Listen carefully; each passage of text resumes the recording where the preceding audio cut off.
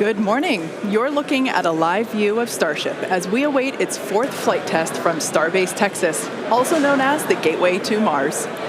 Thanks for tuning in. We're excited to be joining you once again from SpaceX headquarters in Hawthorne, California.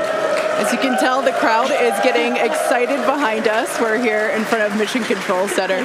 Now, we are targeting liftoff at 7:50 a.m. Central Time in just over 30 minutes from now. It's been roughly 2.5 months since our last Starship flight test, and the turnaround time between these tests just keeps getting shorter and shorter. Today, we hope to surpass what we achieved in Flight Test 3 in March. Our primary goal is to get through the extreme heat of Starship reentry, which is no easy feat. As with all of our flight tests, our goal is to collect as much data as possible. Every flight gets us another step closer to a fully operational Starship. Starship is the most powerful vehicle ever developed and the first design of a rocket that is capable of making life multiplanetary.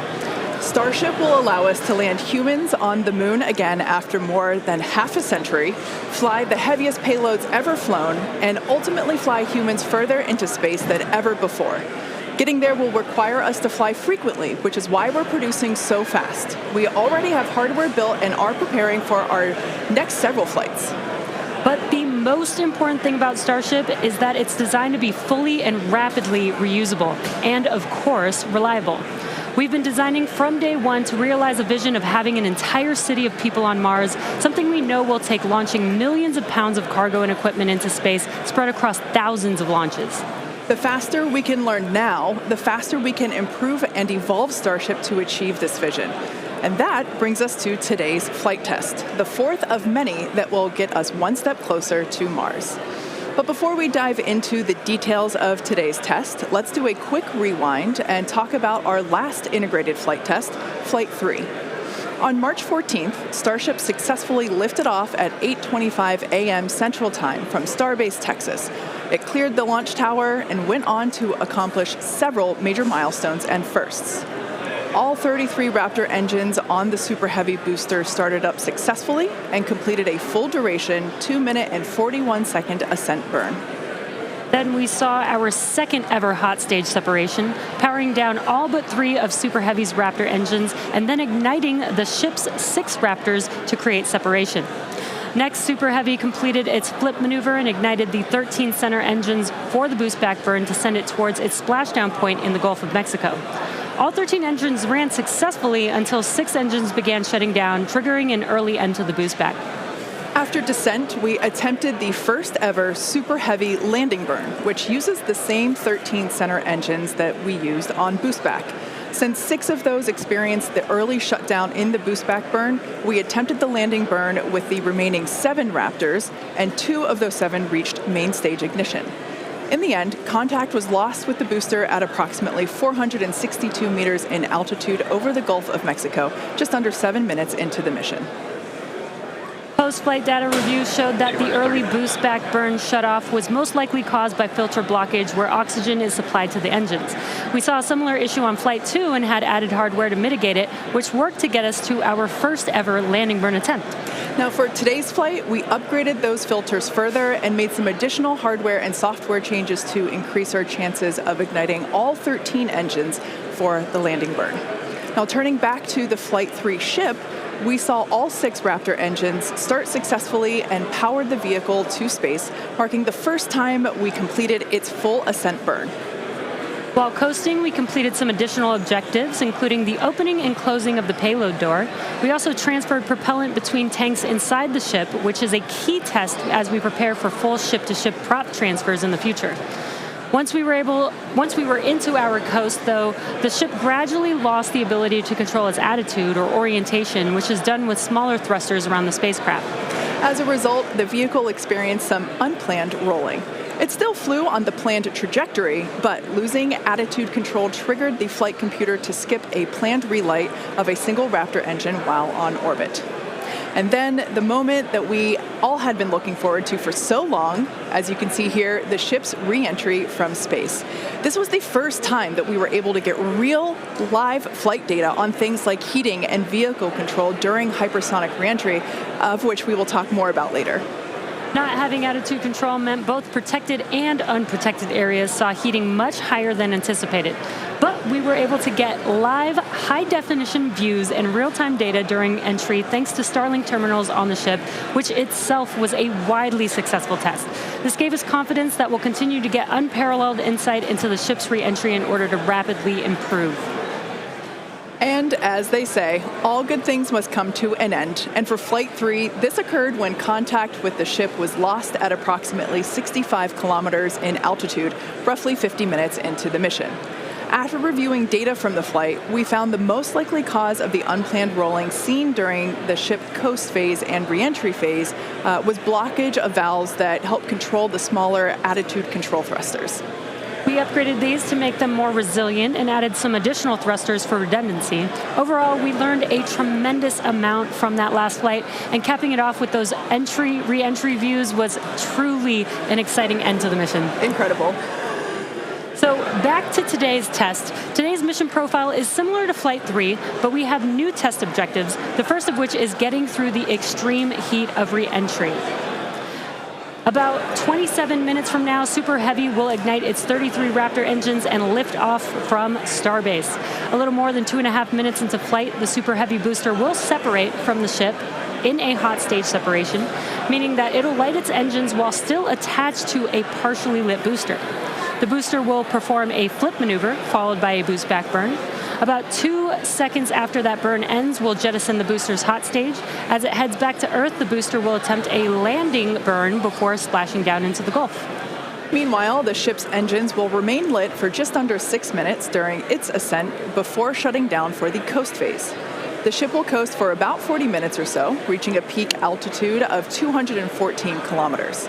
And after its coast phase, the ship will attempt a controlled re-entry, including a flip maneuver and a landing burn, before splashing down in the Indian Ocean. Now, we say attempting because, again, this is a test and nothing is guaranteed.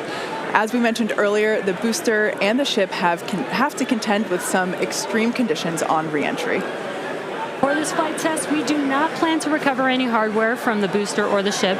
With the exception of Falcon, this is no different than what happens to most rockets flying today that are expended or fall into the ocean after completing their mission.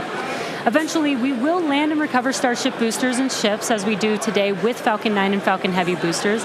And in fact, we've landed 316 Falcon boosters to date. Even though recovery is not planned, the telemetry and data we receive all the way to the end is what we're looking for, which will help us continue to build a rapidly reusable Starship for the future. In other words, the payload for this mission is data. It's also worth mentioning that the hot stage jettison is an off-nominal procedure that we're using as a temporary way to reduce the weight of the vehicle for its water landing today. Yeah, exactly. Future designs give Super Heavy boosters a lighter weight integrated hot stage intended for full reusability, which will mitigate the need to jettison the hot stage. Okay, so now that we have a handle on today's flight test, let's check in with Dan. Dan, how's it going? Hey, Jesse, and welcome everybody back to Starbase for yet another Starship launch. I'm coming to you live from the Raptor's nest behind the Mega Bay. I'm here with our Pad Red team and some of our flight controllers this morning. Everything has been going really smooth. We did have the Red team going a little bit earlier to fix a ground side issue, but that was taken care of. That's why we slid a little bit later into our window. But as of right now, we are on track for liftoff at 7:50 a.m. Central Time. That's 12:50 UTC. As you can see, we are actively loading propellant onto Starship and Super Heavy. Those frost lines are ticking up as we load liquid methane, that's our fuel, liquid oxygen, that's our oxidizer, onto both vehicles. They're cryogenic, so they're subcooled to several hundred degrees below zero. Since Flight 3, we've made a few more upgrades, helping to bring Prop Farm 2.0 online. That's just going to help us to continue to shorten the amount of prop load time that we're going to need. We're also going to be using it for Launch Tower number 2, which is going to be coming to Starbase real soon. The faster we go, the less prop we're going to lose to boil off, and the better we can ensure things like temperatures are in the right range for Raptor startup. Now, those first 2 flights took about 90 minutes to load prop on board. That third, we knocked it all the way down to just 51 minutes. We're aiming for about 46 minutes of prop load time for today's op, eventually hoping to get that down all the way to 40, which for some context, that's just 5 minutes more than we take to load Falcon 9, but we're doing it with 10 times the amount. So this morning, ship prop load started at T-minus 50 minutes, booster at T-minus 43 minutes. We're going to pause the ship main tank prop load in just a couple of minutes to do the header tanks, which are going to do that attempted ship landing burn. We expect the ship to close out all of its prop at about 3 minutes and 20 seconds before liftoff, and then booster at about 2:50. Now, our final countdown sequence is going to look very familiar. It's going to be the exact same as it was on flights 2 and 3. So we'll light those engines, and then about 4 seconds later, we will actually see it lift off. But I mean, right now, we are just under 23 minutes away from launch. We're not working any issues either with the vehicle, the range. Weather is 95% go, so not dealing with any winds or weather issues today. If we do have to scrub, our next attempt would probably be about 48 hours from now. It's all going to be driven by commodities and just how far we get into the count. But everything looking good for liftoff just about 22 and a half minutes from now. I'll check back in with you guys in a few minutes, and I'll send it back over to Kate and Jesse. Excellent. Thanks, Dan. Flight tests like today are the fastest possible route for us to dramatically improve Starship's capabilities. The Starship flying today has already seen a number of changes based on what we learned from Flight Test 3 in March, which was only 2.5 months ago. Development moves really fast here at SpaceX. Let's take a closer look at the iteration of the vehicle flying today. Starship is comprised of two elements, the ship, which has 6 Raptor engines, and the Super Heavy booster, which has 33 Raptor engines. The current iteration of Starship is essentially an experimental vehicle flying for development. Starship 2 will be capable of carrying more than 100 tons to orbit, and Starship 3 will be able to handle more than 200 tons to orbit. Compared to Saturn V, the rocket that first took astronauts to the moon, Starship has more than twice the thrust. And with a few planned upgrades, Starship will have 3 times the thrust of Saturn V, plus the added benefit of full reusability. The amount of mass that we're able to launch per rocket is crucial to creating a self-sustaining city on Mars. Now, to get a sense of how big Starship is, let's start with the average-sized human, which is about 2 meters high. And towering over our average human is the length of the Millennium Falcon, which comes in at 35 meters. Our Falcon 9 rocket with the payload fairing attached is double the size of the Millennium Falcon at 70 meters, and nearly twice the size of that is the fully integrated Starship at 121 meters tall. The ship is about 50 meters tall, and the Super Heavy booster alone stands 71 meters. Eventually, the ship and booster will get even taller. Starship's first stage has a diameter roughly 2.5 times that of Falcon 9, and with 33 much larger Raptor engines, as you see there. I love this view because we don't have this view on our Falcon missions. This is looking up under the Super Heavy booster. Now, moving up the rocket, the ship features 6 Raptors, 3 sea-level engines, and 3 vacuum engines, which, as the name suggests, are optimized to operate in the vacuum of space. And Starship is designed for vertical takeoff and landing on any hard surface. The ship is also outfitted with 4 flaps to help aerodynamically control the vehicle's attitude during atmospheric flight and enable a precise landing. And in between the first and second stages is our hot stage, our newest separation technique, which we saw in action during flight tests 2 and 3. The body of Starship is wrapped in a heat shield made up of 18,000 hexagonal ceramic tiles designed to insulate the vehicle during atmospheric entry, where temperatures can be as high as 2,600 degrees Fahrenheit or over 1,400 degrees Celsius. Speaking of those heat shield tiles, re-entry was a pretty exciting first for our team, and Starlink allowed us to gather critical data about this stage of flight. Reusability significantly reduces the cost of space travel, and it's the key to making humans a multi-planet species. Starship is designed for rapid reusability, which means the booster and the ship need to re-enter Earth's atmosphere and land back precisely at the launch site. With each flight test, we gather more and more data to help hone Starship's re-entry capabilities. The more information we have from each flight, the quicker Starship development can proceed. One way to gather more information is to improve communication throughout the flight, including re-entry, where historically there has been a communications blackout. To do this, we equip Starship with Starlink terminals to expand its communication capabilities. The Starlink terminals are those 4 black squares that you see there on top of the ship. Starlink is the world's largest constellation of highly advanced satellites operating in a low orbit around the Earth, providing high-speed internet on Earth and now in space. Starship is designed to have a large surface area to create considerable drag during re-entry. Traveling at about 27,000 kilometers per hour, or almost 17,000 miles per hour, Starship compresses the air in front of it, causing the temperature of the air to rise and ionize, turning it into plasma.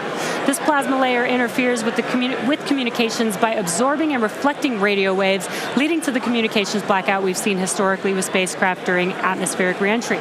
With Starship, most of that plasma is built up around the front and sides of the vehicle, leaving an opening downstream where we're able to point our Starlink terminals. And with Starlink also operating at a higher frequency than traditional space-based communications, we're able to power through any residual plasma to provide real-time video and data at high speeds back to the ground. Super cool. We actually got to see this in action on Starship's last test, Flight 3, which had the first ever live HD video of a spaceship re-entering the atmosphere. SpaceX engineers were able to gather data on the performance of Starship as it re-entered the atmosphere and watched the heat shield in action. Now, the physics of re-entry are extremely hard to replicate perfectly on the ground, so access to this data is an invaluable tool for rapid iteration. In fact, one cool observation from that Flight 3 was seeing how shockwaves form at different parts of the vehicle and how they interact to put pressure on the ship, especially the flaps. This is really valuable for Starship since no spacecraft has ever flown with 4 movable flaps like what we use for aerodynamic control. Starship's greatest strength will be rapid and reliable reusability, and Starlink has become a critical tool to make that a reality. Over the next few flights, we'll continue to improve the Starlink performance on Starship, eventually enabling more views and enabling more data to be transmitted in real time. And we'll keep experimenting during entry. You might have noticed a few tiles missing or looking different near the bottom of Starship. We intentionally placed 1 thin tile and removed 2 tiles completely. In their place, we now have sensors to see how hot things get without the tiles in those locations, while also testing some backup thermal protection options.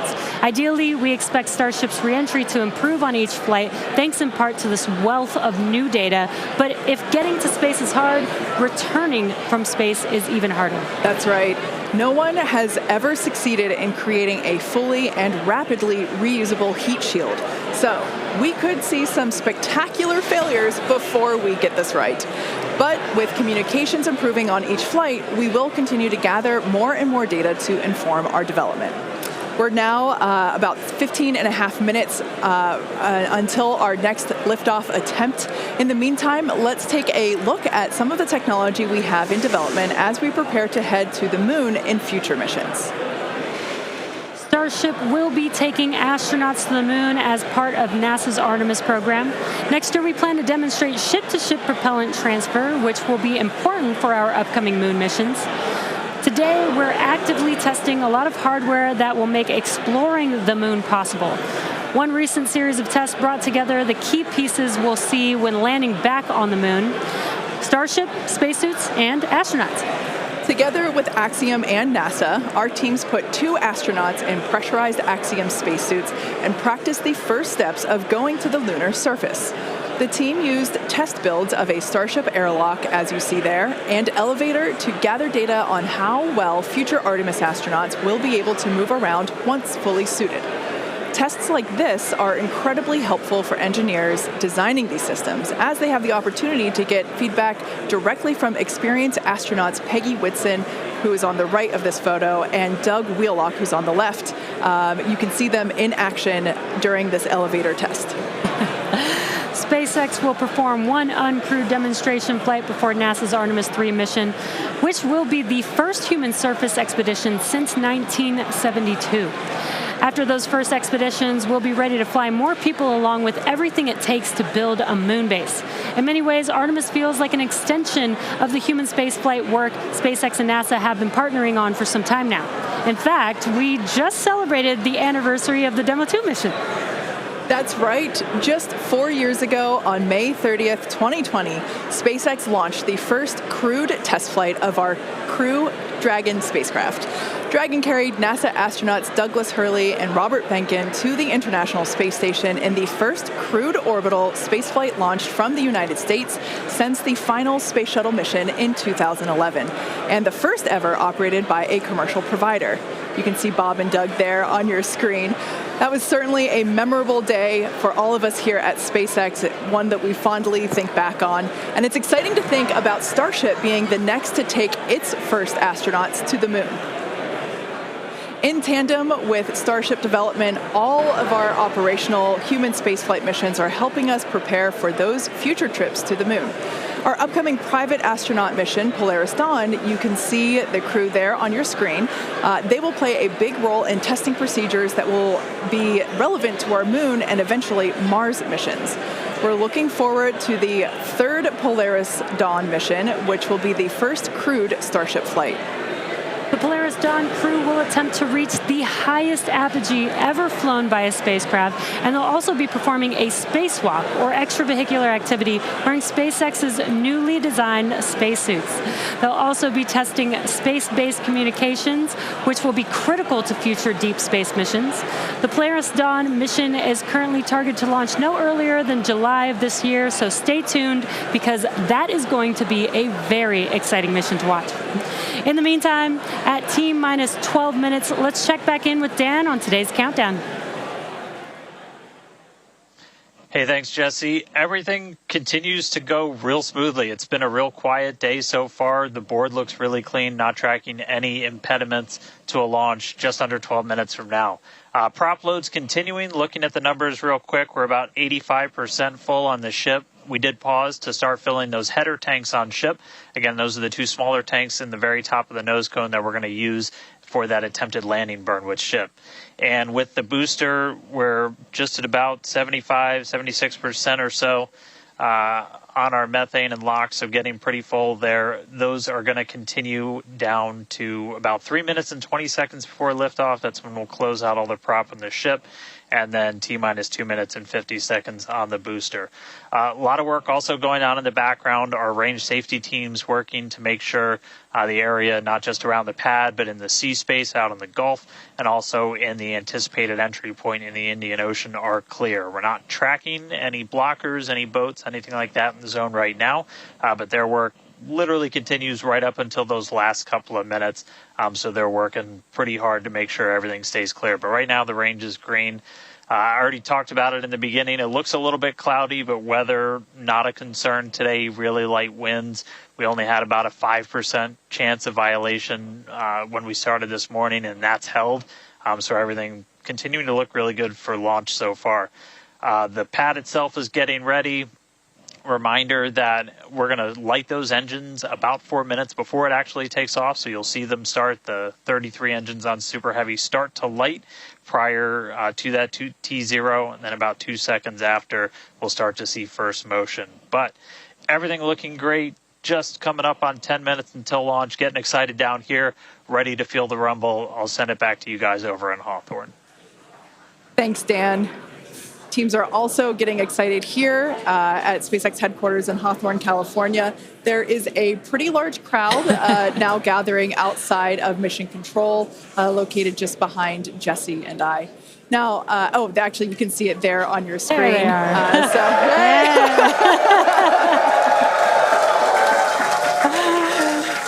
Everyone getting super pumped for our fourth flight test. Now, as a reminder on that note, today is just a test, the fourth of many future flight tests of Starship before it becomes fully operational. So whatever the outcome and however far we get, we can promise excitement. This rapid, iterative development approach has been the basis for all of SpaceX's major innovative advancements, including Falcon, Dragon, and Starlink. Today, we've successfully landed Falcon 9 boosters 316 times, changing humanity's understanding of what's possible when it comes to rocket reusability. And even though we are not recovering the booster or ship today, test flights like these provide critical data through every phase of flight. which will get us closer and closer to full reusability, and we have a lot more tests planned for this year. When we start recovering Starship boosters, we'll want them to return to the launch site for a quicker turnaround, which you can see in this animation on your screen. And that's when the tower reveals its dual purpose. After launch, the arms or chopsticks on the tower will help guide the booster into position to ensure a precision landing. And our goal for the near future is to have 4 launch towers, 2 in Cape Canaveral in Florida, and they will look very similar to the ones that you see here in this animation. As we know, we find that our renderings tend to end up looking really similar to real life. So while this is a rendering, we do know we can look forward to this in the future. Like I said, we're going to have 2 at Cape Canaveral in Florida and 2 located at Starbase. Starbase will continue to be used for flight tests, and the towers at the Cape will come online as we prepare to fly operational Starship missions.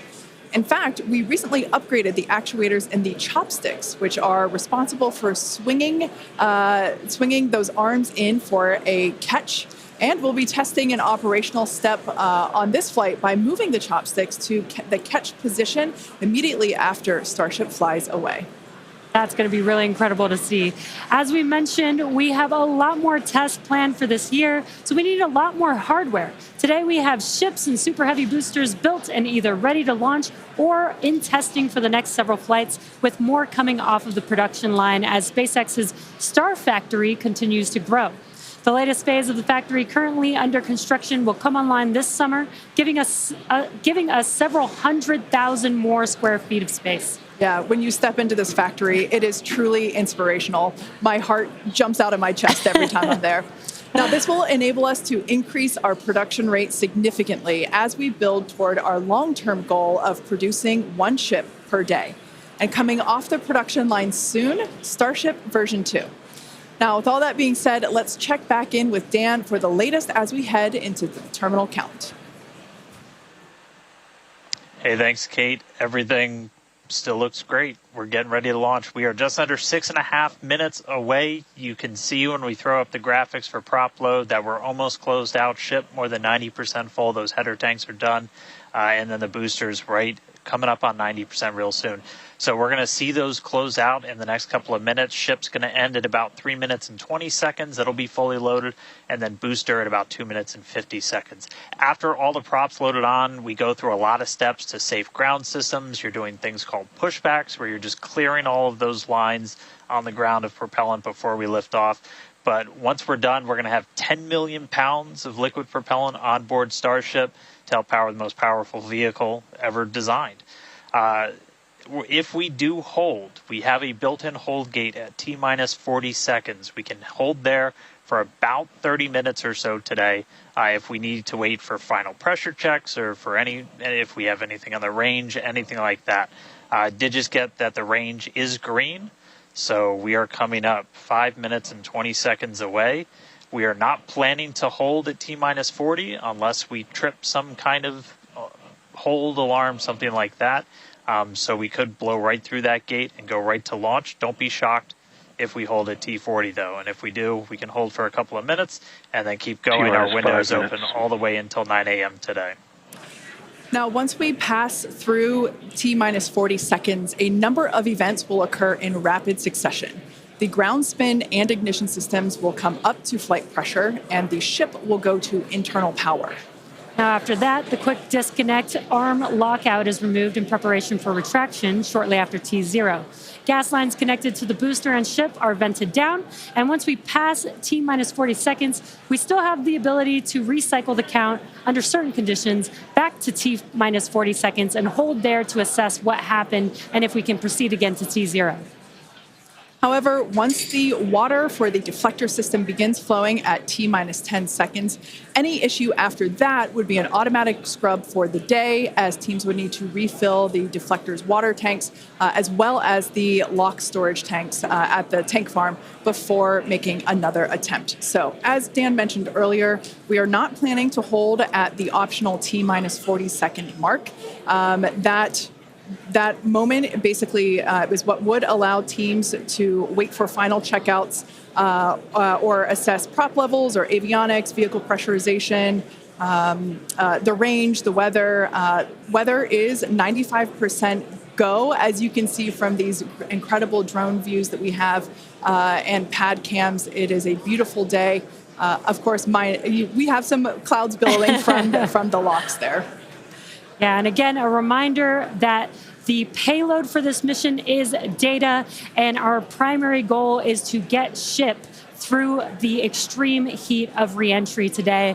We're very excited to see that. We did get very close on Flight 3, so I'm excited to see how these iterations that we've made to the vehicle will help improve our chances of success today. Yeah, absolutely. Now, just as a reminder for the booster, now we are not attempting to recover any hardware today, either on ship or booster. For the booster, we will be attempting to perform a landing burn to have a soft splashdown in the Gulf of Mexico.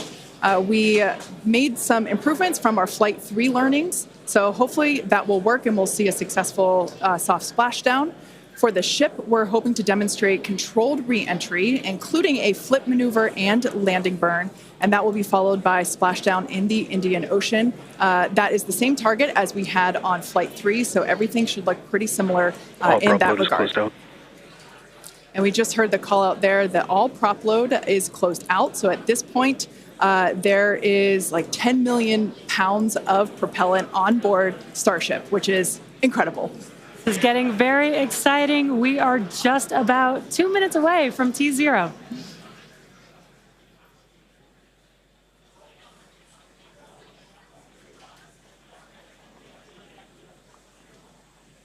And as Jesse just said, we are under 2 minutes away. So prop load is complete. All the fill drain lines into ship and booster have closed. Right now we're doing the pushback, so clearing out all those ground lines of propellant. And that'll be completed over the next couple of seconds. We're coming up on that T-minus 40 mark. Again, not planning to hold. If we do, or if we get a hold after we pass it, we can snap back to that T-minus 40, and then we can stay there for about 30 minutes or so if any other issues crop up. Once we pass T-minus 40, a lot of things happen, both on the vehicle and the ground. It's running a lot of its own self-checkouts, venting different tanks and pressure lines throughout the vehicle. We essentially built that 40 seconds as that's about how much time it takes for the vehicle to take all of those actions, which is why we hold there. But all of that happens automated. You do a final checkout of the TVC, the thrust vector control, how we're going to steer. And then we see liftoff. So we're under a minute away.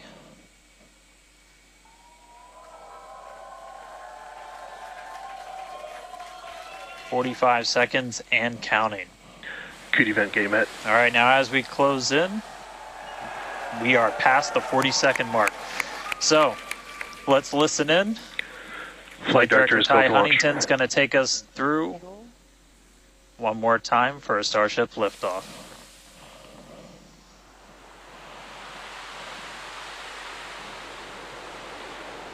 T-minus 15. 10, 9, 8, 7, 6, 5, 4, 3, 2.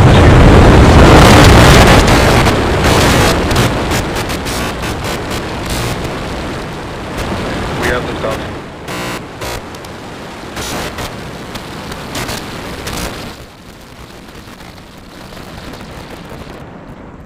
Vehicle is pitching downrange.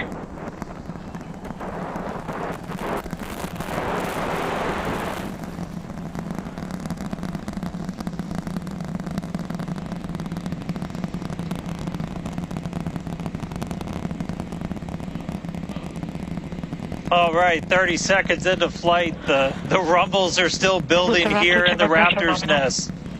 We're seeing 32 out of 33 engines lit on the Super Heavy right now.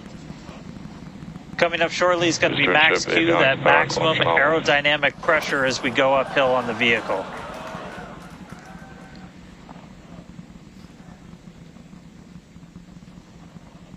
Max Q. All right, we just passed through max Q, so we're going to continue on up. We still have about a minute and 30 seconds until we get to stage separation. Starship now flying faster than the speed of sound.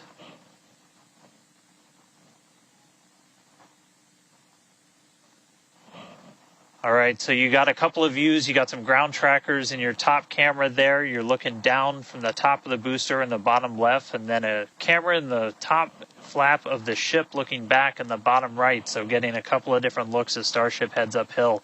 Once we get the hot staging, a lot of things happen all at once simultaneously. We're going to light the engines on the ship, starting with the RVACs first, and then the 3 center sea level engines before we're separated. All of that exhaust gets plumed out the side of the hot stage, and then the ship will separate itself. All but the 3 center engines on the booster are going to shut down, so the booster never stops its thrust while we go through this hot stage maneuver. After that, the booster is going to do its flip, start heading back, and then the ship will be on its own power on its way to space. So that should be coming up in just about 30 seconds from now. As of right now, still looking in like 32 out of 33 Raptors lit on the booster.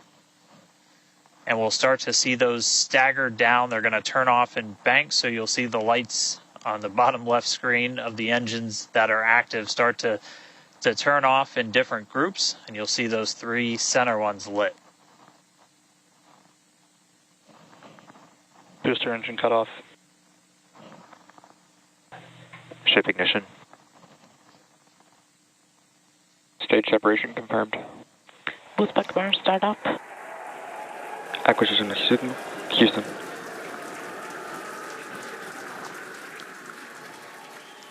Hot stage confirmed. Ship under its own power. Booster boosting back. Looks like all 13 are lit. Kate, we got a booster on the way back to the Gulf and a ship on the way to space. Acquisition signal. Stennis. Ship chamber pressures are nominal.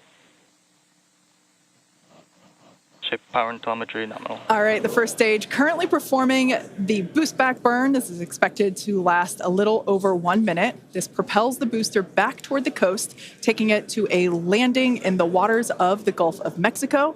As you can see on your screen in the bottom left-hand corner, we were only using the 13 center engines from here on. Boost back burn shut down. Heard confirmation there of good boost back burn shutdown. H2 tank pressures are nominal.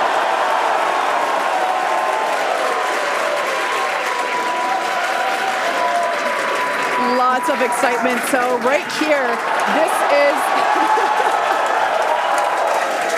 this is our view of the jettisoned hot stage. As we mentioned, this is a temporary fix to help reduce the weight of the booster, the Super Heavy booster. Future iterations will have a lighter weight integrated hot stage structure that won't need to be jettisoned.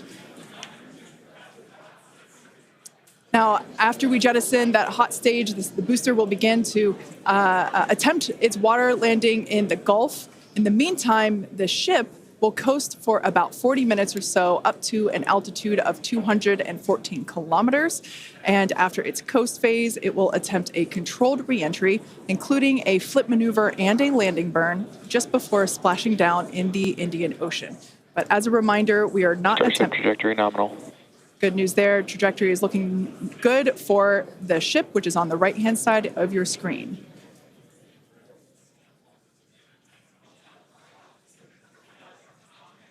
At this point in time, as you can see, we have no engines lit on the booster. It is coasting back toward the Gulf of Mexico for a water landing and ship under power of all 6 Raptor engines. There's 3 sea level and 3 vacuum Raptor engines that are lit, as we can see on your screen.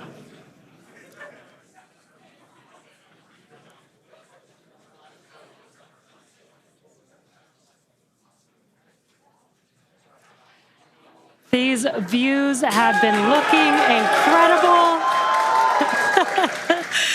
Super Heavy has been performing beautifully today. And you can hear the crowd is very excited about it. As a reminder for Booster, the primary goal today is to do a landing burn and a splashdown in the water. And we are just about 30 seconds away from that landing burn expecting to begin. And an incredible view from the forward portion of the booster. This is basically on top of the Super Heavy booster where we have jettisoned that hot stage. So now we can see this incredible view of Earth as it's making its way back down to the Gulf of Mexico. Right now, the booster is using the 4 hypersonic grid fins to guide itself through atmospheric re-entry. And we are expecting that landing burn here.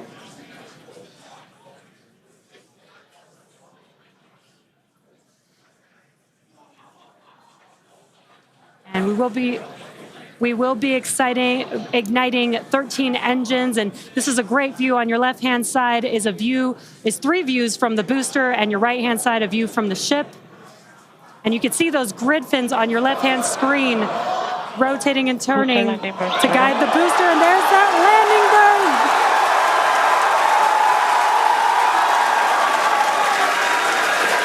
That landing burn just begun, and you can see the water below.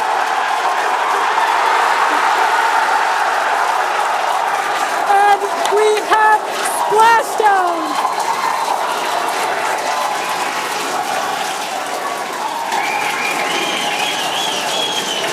What an incredible sight. Congratulations to the SpaceX team. Ship has entered terminal guidance. That was absolutely incredible. The first successful splashdown of the Super Heavy booster. Loved seeing it just tip over into the water before losing that footage. Now the next milestone is coming up in about under a minute. The ship is going to shut off its Raptor engines, Ship engine cut off. which we see right there. As we mentioned before, today's test flight is not an orbital flight, but rather one that demonstrates the Starship's orbital capability.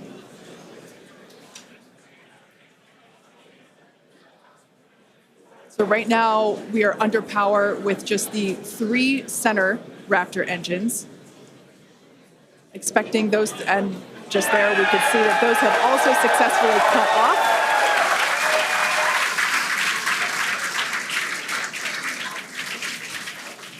Ship FDS is saved. What an incredible Nominal orbit insertion. Oh, there's great news there. The call out we were hoping to hear. Amazing views once again from Starship. We have our second Starship in space. These live views being brought to us by Starlink, which is on board the ship. Dan, what an incredible view we have once again. So exciting. We got another ship in space. I'm like still jumping up and down. I'm like, this whole building was going absolutely insane when we saw the booster hit the water. I mean, wow. Congrats to everybody that's just been putting in insane amounts of hours on everything to make this thing a reality.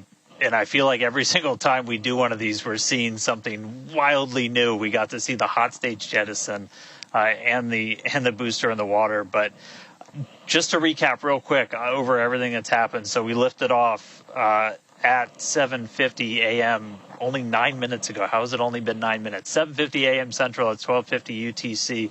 We saw 32 of the 33 Raptor engines on Super Heavy make the ascent. We had successful cutoff, successful hot staging. All 6 engines on the ship powered it all the way into a nominal orbital trajectory. And we've already been getting some live views from the ship on board. After that, the booster was able to do its boost back burn. Oh, this looks like we're actually getting some views from the ground still, potentially from Florida, of the ship as it's up there. That's a view from some of our tracking cameras on the ground in Florida.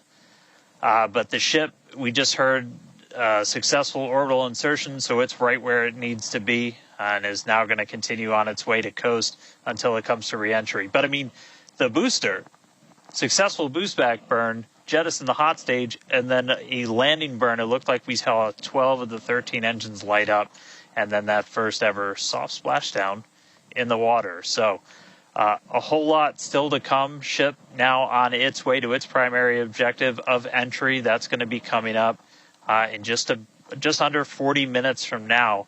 So a lot still to come, but wow, what a 9 minutes to start this mission off.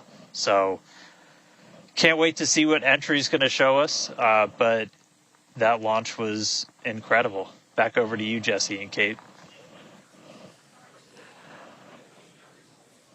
Wow. I am still trying to catch my breath here.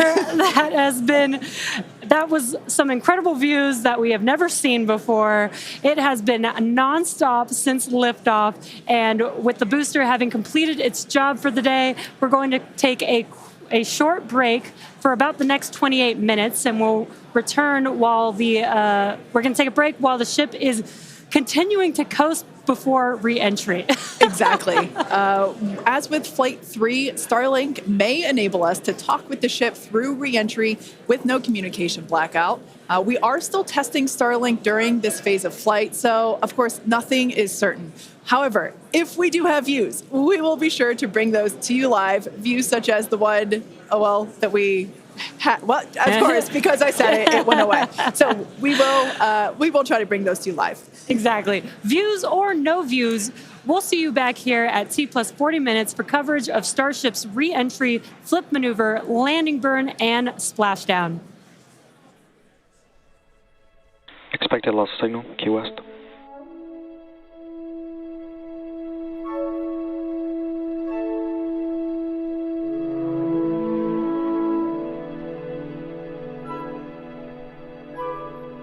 Expected loss of signal, Cape Canaveral.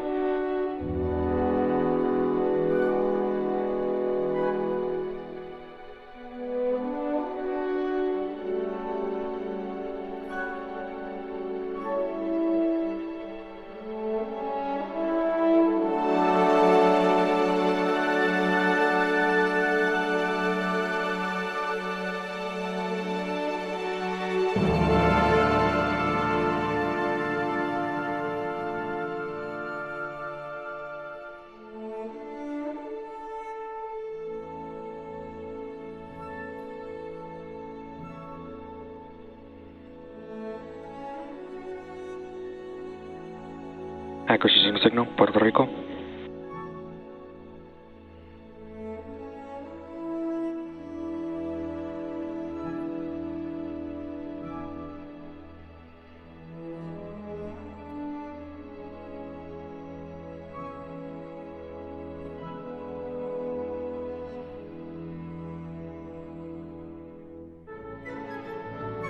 RVAC pre-valves are open.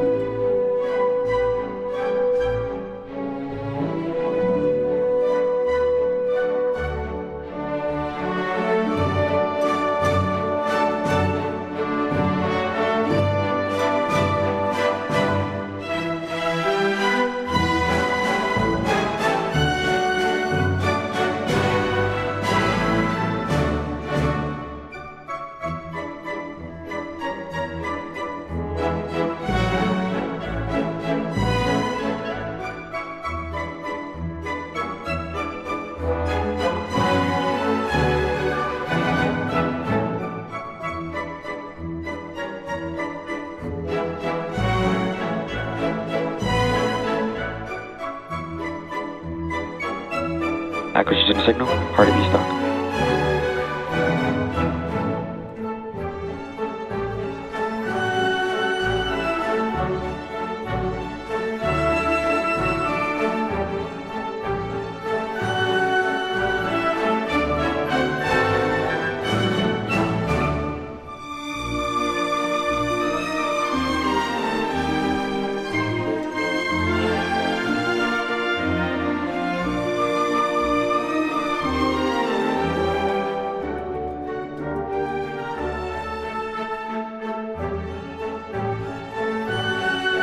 Starship is slowing to entry attitude.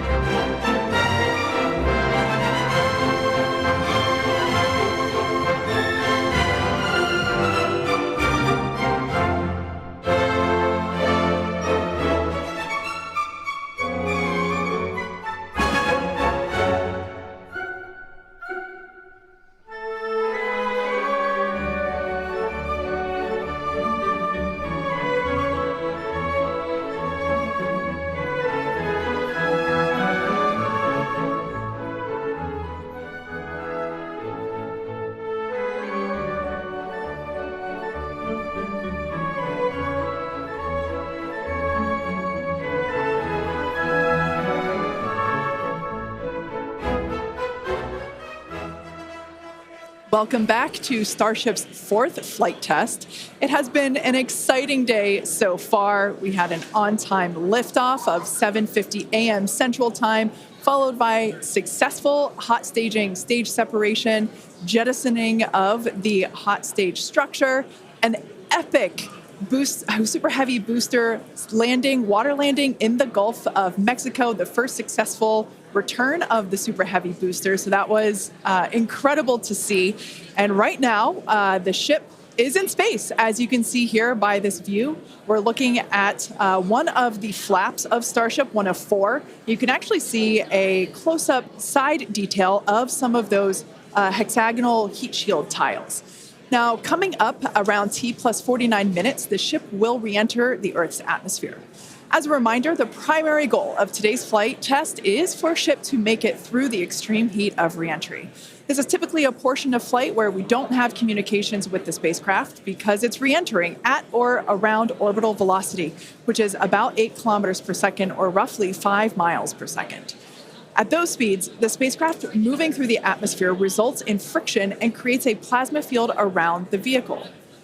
That blanket of plasma distorts, as you can see, that plasma blanket, which you can kind of see here, distorts communication frequencies, so we're left with a brief blackout in communication.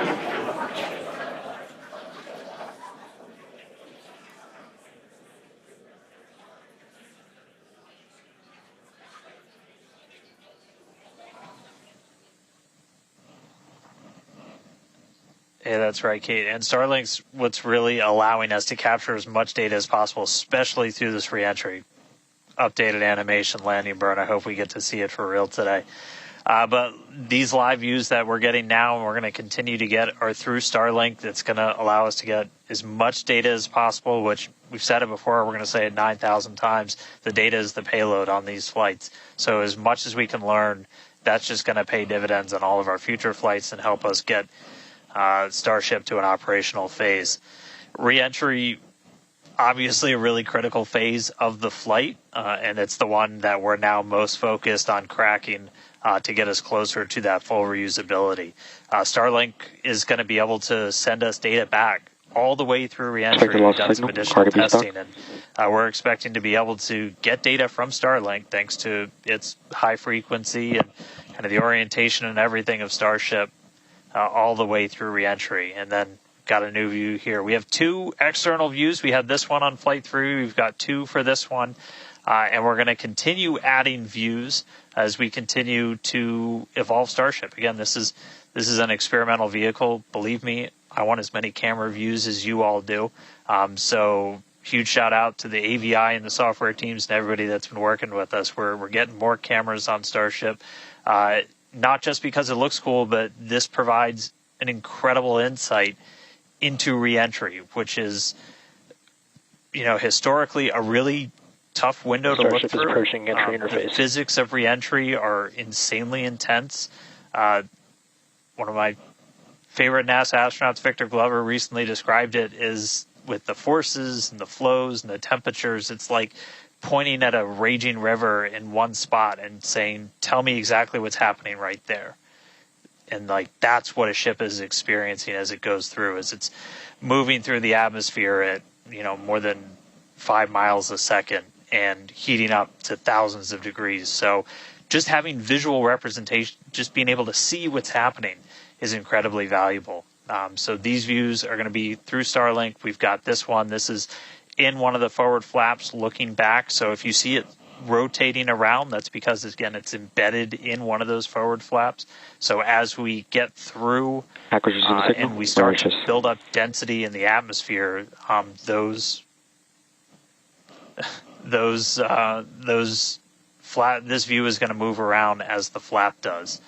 And then the other one we had a little bit earlier is looking at one of the other forward flaps on the other side. Eventually, we're going to keep adding more cameras to Starship, get a couple of different views from the outside of all the different areas, and then also eventually to be able to see payloads once they're deployed. So a lot more exciting stuff coming up in the future. But right now we're getting closer to reentry. Again, we're going to be moving at hypersonic speeds at more than 5 times the speed of sound. We're going to see that plasma start to build. So, Kate, Jesse, excitement coming up. Yeah, as you can see with that view on your screen, again, high def brought to us by Starlink. We can see the plasma beginning to build as the ship is getting closer to the Earth's atmosphere. Now, let's talk a little bit about how Starship will survive reentry, hopefully, and control itself. Exactly. We've been talking about this entire flight test. There's 18,000 hexagonal ceramic tiles surrounding the bottom portion or the Earth-facing side of the ship. Through 100 kilometers altitude, good altitude for entry. Great call-outs there. Now, during atmospheric reentry, the vehicle is going to see temperatures as high as 2,600 degrees Fahrenheit or over 1,400 degrees Celsius. So those tiles are there to help protect the vehicle from this extreme heat. Yeah, and the flaps will help control it. Now, one noticeable difference I see immediately, those flaps are not moving as much as they were on Flight 3. So that is a great sign, right? We had unplanned loss of roll control on Flight 3, so we added some additional thrusters, and we can see that they're working well, and we have a much more stable view. So those flaps, there's 4 of them, 2 at the top and 2 at the bottom. They're made out of stainless steel. And they help steer the ship, which, as we can see, the plasma continuing to build. Now, if the ship survives reentry, it will have to perform a flip maneuver as well as a landing burn. We saw this demonstrated in a couple of high-altitude flight tests back in 2020, 2021. Similarly, temperatures increasing on the nose within expected ranges. Great news there. It sounds like the temperatures that we are getting during this point, which again, we usually don't get during spaceflight because of this plasma. We're getting this live. This is a great news. So similarly to, for example, the serial number 10 test that we saw a couple years ago, we're hoping to duplicate that again today. Hopefully we will see it live. And basically the 3 center engines of the ship will reignite and gimbal or point to help flip the ship until those engines are pointing down so that it can land vertically using Raptor's thrust. And as you can see, even from the beginning of the program, we've designed Starship to land on Mars where there are no runways or other humans to help out. We also want rapid reusability, so we're doing... The vehicle is passing through 85 kilometers altitude. The flaps have control of the vehicle.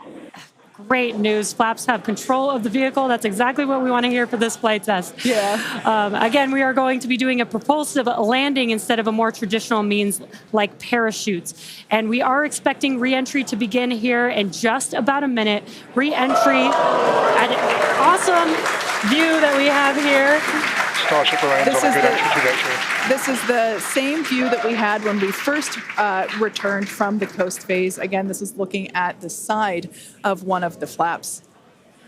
It's incredible that literally at the bottom of this picture, we're basically looking through plasma, which is just absolutely mind-blowing. Wild, very wild. Now we are expecting entry to begin here in about 30 seconds or so. Entry to splashdown is expected to last about 6 minutes long.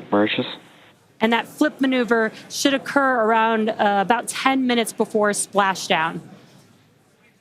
And such incredible views that we're getting. Approaching peak heating region. Great call-outs there. Yeah, these views are absolutely astounding. Nose temperatures continue to rise within expected region.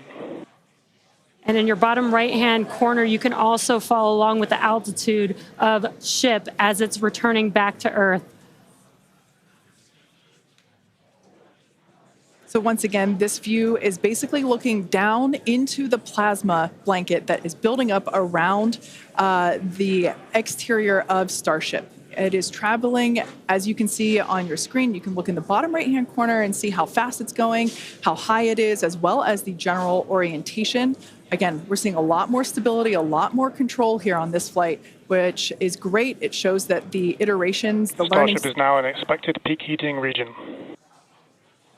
All right, great news there, telling us that this is basically the hottest point that Starship should get during its re-entry. Now, the heat shield is working with the atmosphere for some free braking, okay? The atmosphere is helping to slow the Starship down. Yeah, exactly. We're not using any engines or thrust to slow the vehicle down. Exactly what Kate mentioned. We're just using the atmosphere and those heat shield tiles protecting the vehicle as it's coming through that high heat temperature. Yeah. Now, this is another one of those moments that we have been waiting for.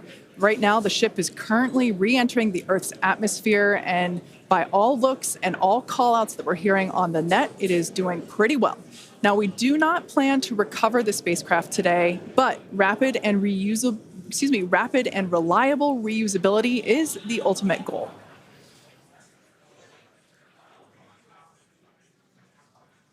And just pausing to just take in this incredible new and different view that we're seeing. We did get a similar view in Flight 3, but again, the vehicle did lose a little bit of its control, attitude control, and this is a very stable view. This is great. This is exactly what we want, and we are hearing that we're getting expected call-outs. Mm-hmm. Absolutely. Starship is seeing half a G of acceleration, remains on a good entry trajectory. You know, it's incredible to look at this photo and wonder, wait, is it real? Is it frozen? We can see so I was just going to say Those temperatures have stopped increasing. Oh, that is great news.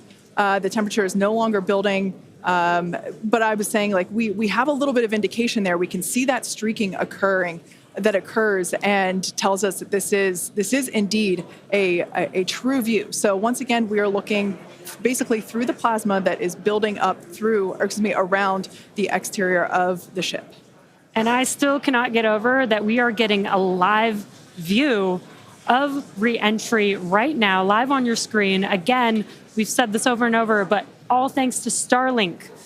We are able to use Starlink in space, which we're getting this incredible data. And not only just the data from the sensors, but getting live imagery of what is actually happening, which is great, which we've never been able to do live before. Right. Now, just a quick future outlook here. So in about, let's see, at T plus about 1 hour and 2 minutes, we should hear a call out for entry transonic. That means that the ship is going near the speed of sound. And then about a minute after that, we'll hear another call out saying entry subsonic, meaning that the ship is going below the speed of sound. So these are all continued indications that the atmosphere, right, as the ship comes back down, it is getting through the more dense part of the atmosphere, and that atmosphere is helping to push against the vehicle, and those heat shields are protecting the vehicle during this high heat period.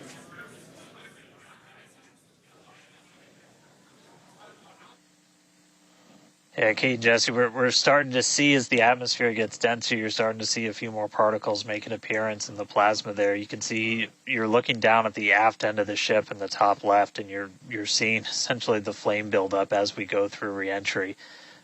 You've been hearing the call-outs. They're tracking things like temperatures in the nose cone, and those were right where we modeled them to be, which is really cool to see and to see in real time.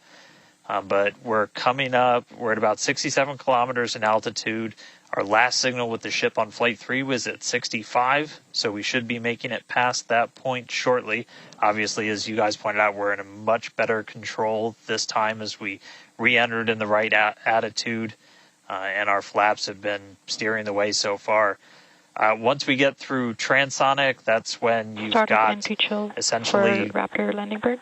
Different areas around the vehicle where the air is either moving faster or slower than the speed of sound. We'll eventually get to subsonic, which we have some experience with. We did in our suborbital campaign. Start of Raptor chill. And Starship will eventually get down to its terminal velocity as it's floating down to the water. That's just about 200 miles an hour or so. We are hearing that we're starting to chill some of the engines as we are, if we make it all the way down to the water, still going to attempt a landing burn, but still a ways to go. We're at about 64 kilometers in altitude right now. We made it through what's expected to be the peak heating, but now we're going to start encountering increased pressures as the atmosphere gets thicker and thicker. So we're at 63 kilometers, so we've already made it farther than we did on our last flight when that last signal was coming at 65 kilometers.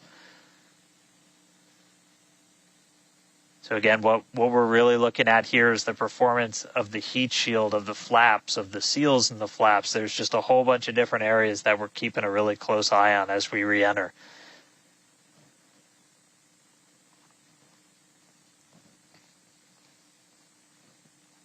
Starship remains on a good entry trajectory. And looking like we're still on a good trajectory. If you're seeing little camera moves, that's the flap moving as it continues to maintain the attitude of the vehicle as it re-enters. And I mean, not just camera views, but we've got sensors inside the ship. We've got those sensors down at the very aft end of the vehicle where we pointed out we had some intentionally missing tiles, where we've got some sensors looking at just how hot it's getting around there. We intentionally put those in essentially the least critical part of the heat shield, where if you had any kind of a breach, it wouldn't be great for reusability, but wouldn't be critical for actual making it through the reentry into the landing.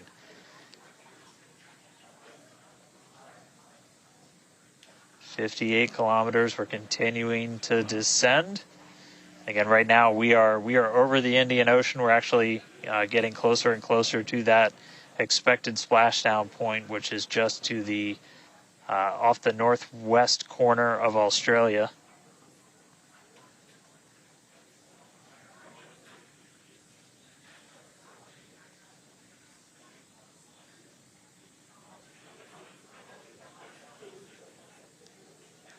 And if you keep an eye on our speed, the speed is dropping. We're hitting the thicker part of the atmosphere now. The speed's going to start dropping precipitously.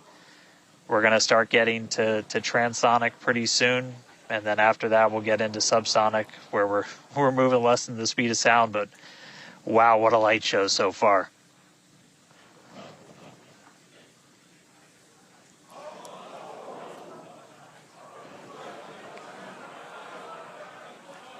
External temperatures are starting to come down. Again,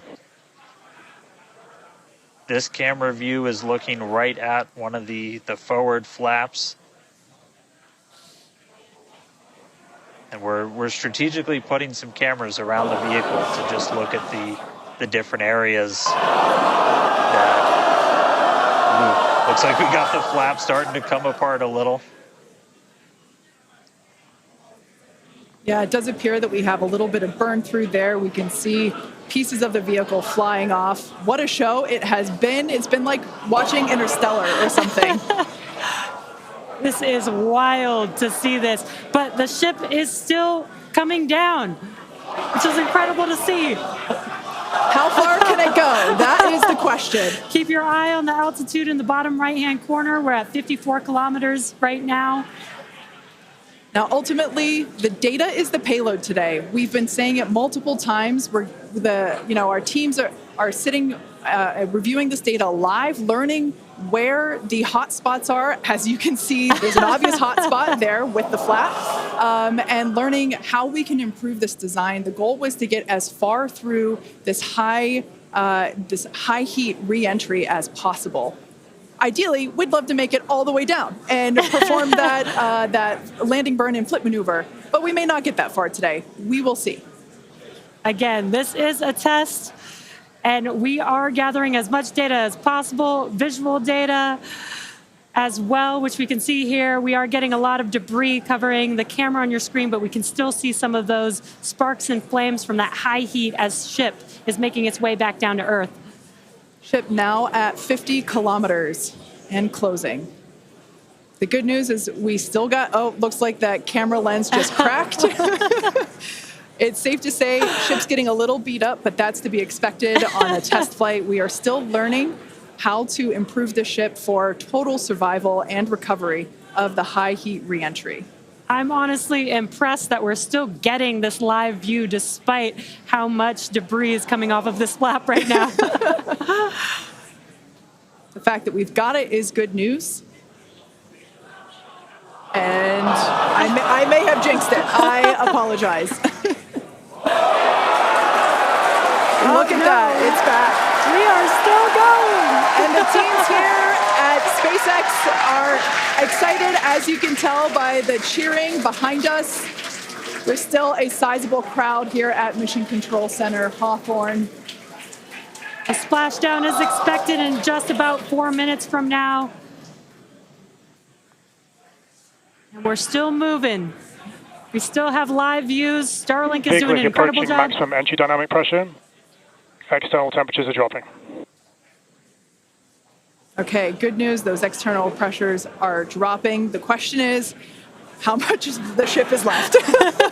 We can't really tell. We can still see some of that particulate coming off. And unfortunately, we do have a cracked camera lens. But for any photographers out there and videographers, we know that's part of the gig sometimes. Yeah, and you can see that the speed is rapidly slowing down. That's actually really great news for us.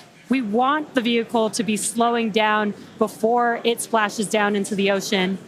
That'll help set us up for that flip maneuver, engines first down into the water. Exactly. So we have seen this flip maneuver demonstrated on previous high altitude flight tests like serial number 8. Oh, more views. Or I should say, more light coming through the view that we have through that cracked and dirtied lens there. But yeah, so we're hoping that this flip maneuver, that we can pull it off as soon as we get those views back. If we can get them, if the ship is still around, we will bring it back to you. Vehicle has passed maximum dynamic pressure. That is great news. Maximum dynamic pressure being the moment in which the vehicle experiences the greatest amount of aerodynamic pressure. Speed still dropping. We're now at 37 kilometers above the ocean. Just like Flight 3, we are targeting a splashdown in the water in the Indian Ocean. And we don't have a live view right now, but because we're still getting data and telemetry, that does tell us that ship is still doing okay, at least. And there we got that live view back. The crowd very excited to see that view, despite not being able to see very much. The fact that it's there tells us the ship is still alive. Yes, and for collecting data, continuing to collect data as we get closer and closer to Earth. Yes, now 30 kilometers, now 29 above the Indian Starship is Ocean. at 30 kilometers altitude, Mach 2. Sounds like the vehicle's traveling, as we just heard, Mach 2, which is, looks like we might, I thought maybe it might clear up. It is a little bit, now at T plus 1 hour, 3 minutes and 13 seconds into Starship Flight 4, hoping that the ship can hang on. It's probably potentially hanging on by a couple of bolts and threads, but it's still going, and that is excellent news. That deceleration is looking incredible. We're about to go under 1,000 kilometers per hour. Yeah. Starship is at 20 kilometers altitude. Now, keep in mind that even though we can't see anything, the data itself is what we really are. Starship is subsonic. Subsonic, they're telling us it's traveling below the speed of sound.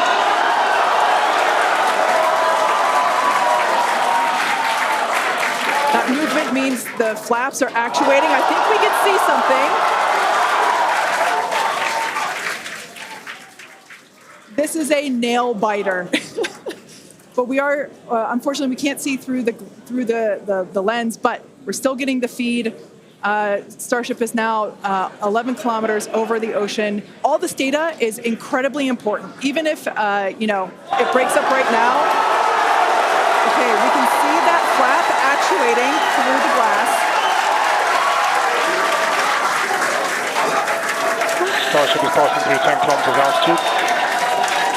Okay, the next milestone will be initiation of the flip maneuver and landing burn. Keep an eye on the bottom right corner of your screen for those 3 center engines to relight.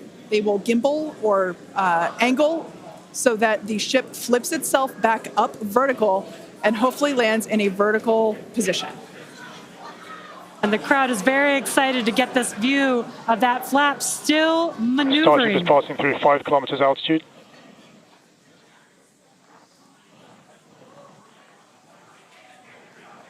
This is incredible.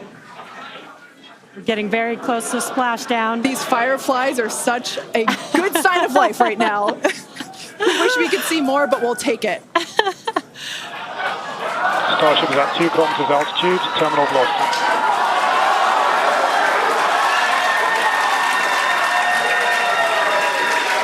Landing burn startup for Starship. All right, good news there.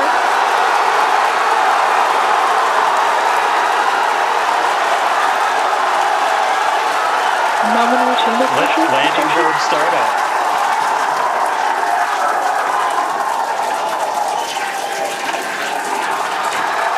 Starship is in landing burn. Landing burn shutdown.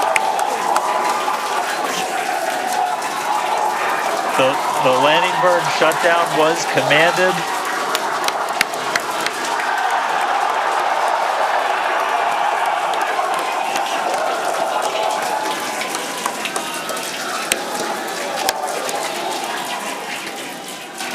Wow. I mean, it was a little bit of use your imagination as you were going down with what we could actually see, but we were able to hear the ship did its landing burn. It sounded Starship like we might have got shutdown. 2 engines.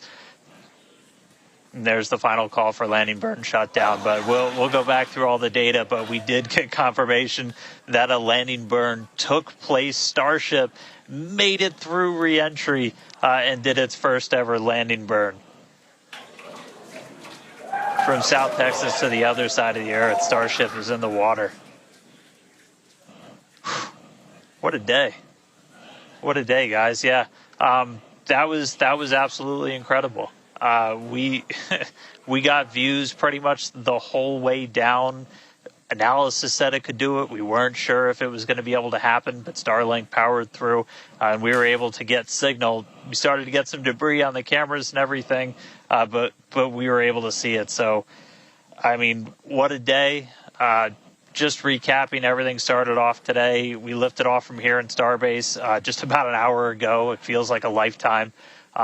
Successful super heavy ascent, boost back, and its own splashdown in the Gulf. Ship made it to space, kept its attitude. Successful re-entry through peak heating. We got to see it under flap control through the atmosphere, and we got call out of our first ever ship landing burn after a launch into space. So,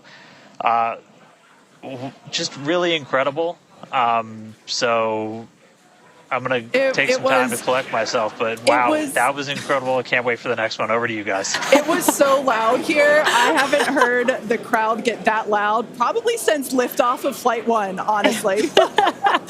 That was incredible. Congratulations to our teammates, to everyone who supported the Starship program. Thanks to all of our future customers for your support. And we'd also like to thank the people of Cameron County, Texas, as well as the Coast Guard, the Federal Aviation Administration, and the government of Mexico.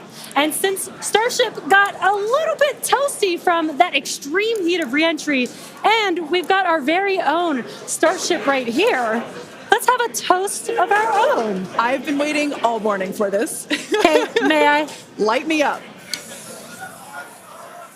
Yeah. Just like Starship, I like this toasty. I'm keeping this. Now, we've got more Starship test flights coming to you soon. Be sure to follow the SpaceX account on X for more updates from today's test flight and future Starship tests. Thanks for watching, and we will see you next time.